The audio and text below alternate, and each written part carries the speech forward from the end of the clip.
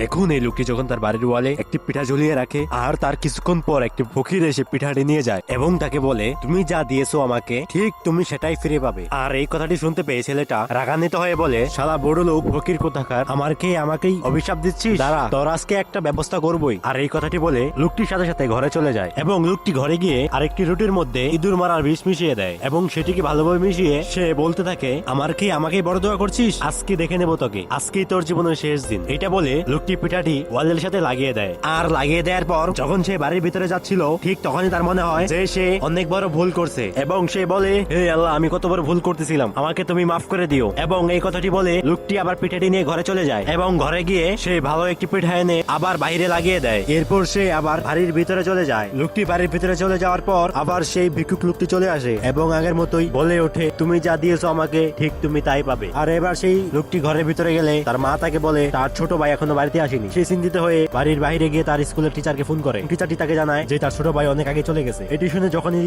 লোকটি তার ছোট ভাইকে খুঁজতে যায় আর ঠিক তখনই একটি লোক তার ছোট ভাইকে বাসায় নেওয়ার উদ্দেশ্যে রওনা হয় এবং তার সাথে দেখা হয়। এরপর সেই ব্যক্তিটি জানায় যে তার ছোট ভাই রাস্তায় পড়ে গিয়েছিল এবং একটি বৃদ্ধা লোক তাকে এই খাবারটি দিয়ে সাহায্য করেছে। এরপর তার ছোট ভাই তাকে বলে, আমাদের বাড়িতে যে লোকটি প্রতিদিন রুটির জন্য আসে এই লোকটি আমাকে সাহায্য করেছে। এরপর লোকটি বুঝতে পারে সেই ভিক্ষুক লোকটি কেন ওই কথা বলেছিল।